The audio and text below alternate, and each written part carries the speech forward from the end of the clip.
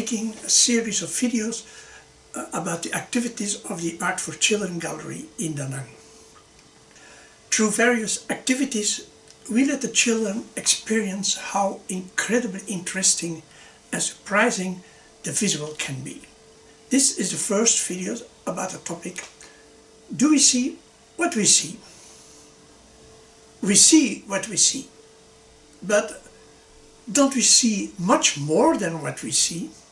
Or with other words, are we aware of everything what we see? During a creative course, children learn to create. Because they create something, they actually look very selectively what is relevant to what they are creating. With our activities in the Children's Gallery and beyond, we give children the opportunity to become aware of what they see without being aware of it. So one of the best illustrations of this is the following video. The question is asked, how often do the players with the white t-shirt throw the ball one after the other? Very nice to do if you haven't done this before. The monkey business illusion. Count how many times the players wearing white pass the ball.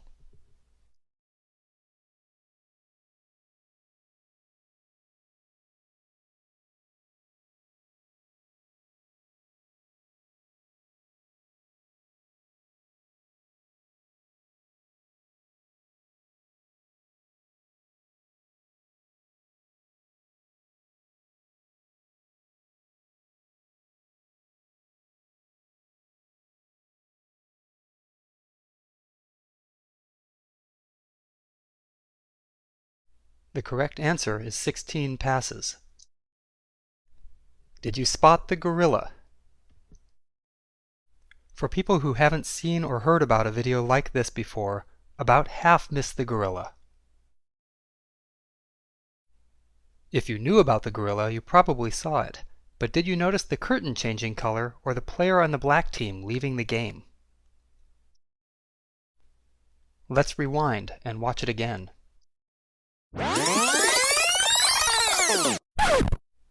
Here comes the gorilla, and there goes a player, and the curtain is changing from red to gold.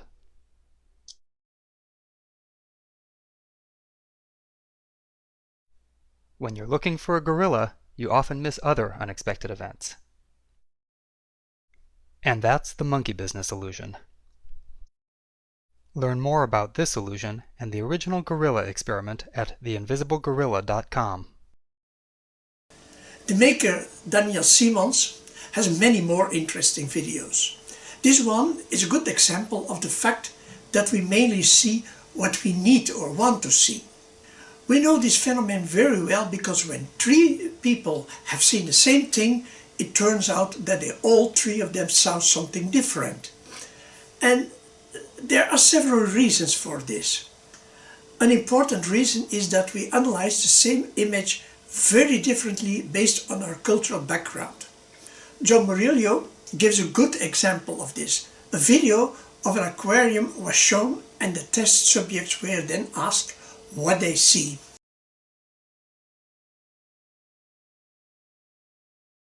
The Americans say that they see 3 fish and describe those fish.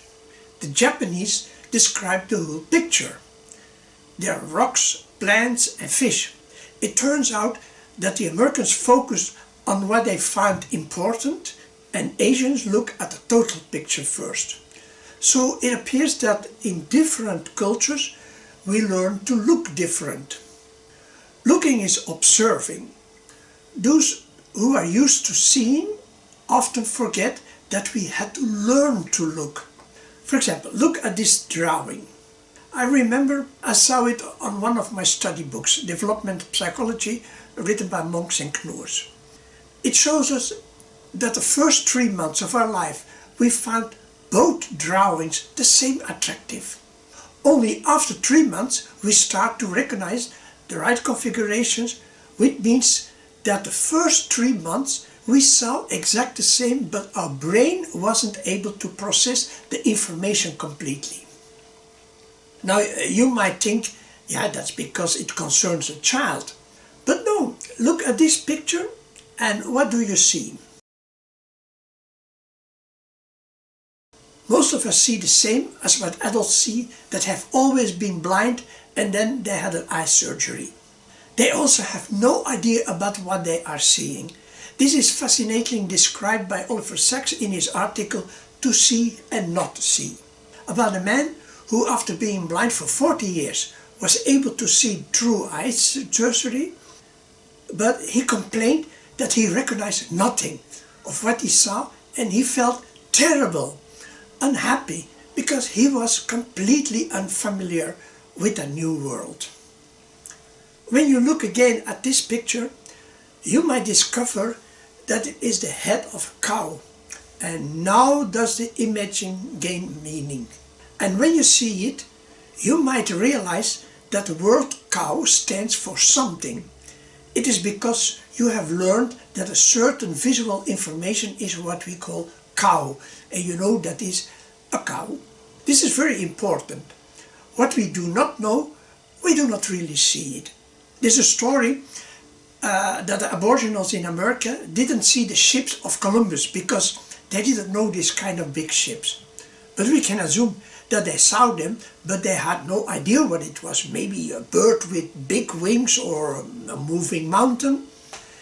So it's very interesting that what we see, what we know, and what we do not know, we often do not really see.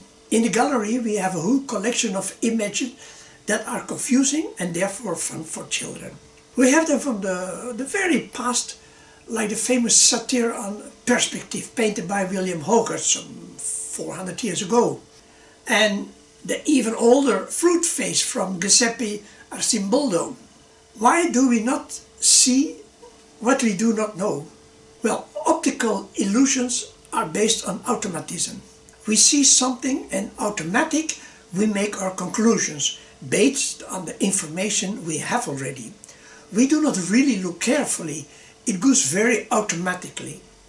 In the gallery the children get examples of graphic works to look at, just for a moment. And then they have to tell us what they think they see.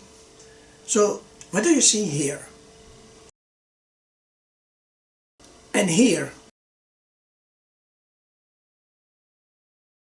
And here? Later they got the same picture to have a second look, more carefully. And then, what do they see here? Is it an old or a young woman? And this one, is it a rabbit or a duck? And here, is it a girl or a saxophone player? So they learn to judge their first impression and even to correct their automatic reaction. Those are examples of what the same image can have different meanings. But sometimes the visual is just playing with us. Here we see two arrows, one of the fins pointing inwards and one of the fins pointing outwards. The arrow with the fins pointing inwards look longer than the arrow with the fins pointed outwards, although they have exact the same length. In art, we make a lot of use of those possibilities. We have several examples and the children are invited to discover them. We also did a nice project in the past that was based on visual illusions. When we want a closer look to see something far away, we can use a telephoto lens or binocular lens. However, we can get a somewhat similar result with just a few mirrors that helps us to see an entire world in postcard format. We usually don't think about it that much, but it requires a lot of our imagination to understand that a postcard picture stands for something very big. When you show the postcard picture to an animal, it will not understand what it represents. And we can only really see something clearly when there are several objects in the photo, so that we can estimate how big something or someone really is. But even then our eyes can deceive us. Like these three people, they're having the same size. As I mentioned, we can also bring something that is actually far away, very close without using binoculars. Some years ago, a pedestrian tunnel was built under a 6-lane road in Lelystad in the Netherlands. I then contacted the construction company and was subsequently given permission to install a periscope while they were building the tunnel. That wasn't easy because I had to place the periscope, as it were, before the concrete was poured and before the road above was constructed. Nevertheless, I did succeed, after which the periscope could be put in use. The National Youth Television was present, but sadly I don't remember where I got those recordings, but fortunately I still have the newspaper article. According to the title, the children say, "Wow, it looks like the cars are crashing into you." Well, that's because they were standing very close to the wall and saw only that what was in the periscope. So building periscope is really fun to do. In 2007 I was invited as an honorary guest during the first International Kurdish Children Festival in Iraq. It was a strange situation. A few months before Saddam had been overthrown and there were a lot of kidnappings and bombings. So the Dutch government advised me not to go, but I said, how about the children there? Should there be only war for them? So I went to Iraq to participate in the Children Festival. There were a lot of children and they loved it. I sometimes thought there was more security than children. So I was there for our kite festival, but in between I also built periscopes with the children. I mention this because this festival is also the answer to why I became active in Vietnam after my retirement. The Iraqi Minister of Culture offered me a position as director of a yet-to-be-established cultural center for children. However, I found the situation very unclear, which later turned out to be correct. But helping a country rebuild after so much destruction during the war years appealed to me. And then I remembered Vietnam from my student time. Vietnam has changed incredibly, but there's still a lot of work to do. And anyone who visits Vietnam understands why visitors are so enthusiastic about the country and its people, and why the working there is so interesting. I hope to meet you in the Nang Art Gallery for Children, or maybe we can organize a project together. Thanks for watching and see you in the next video.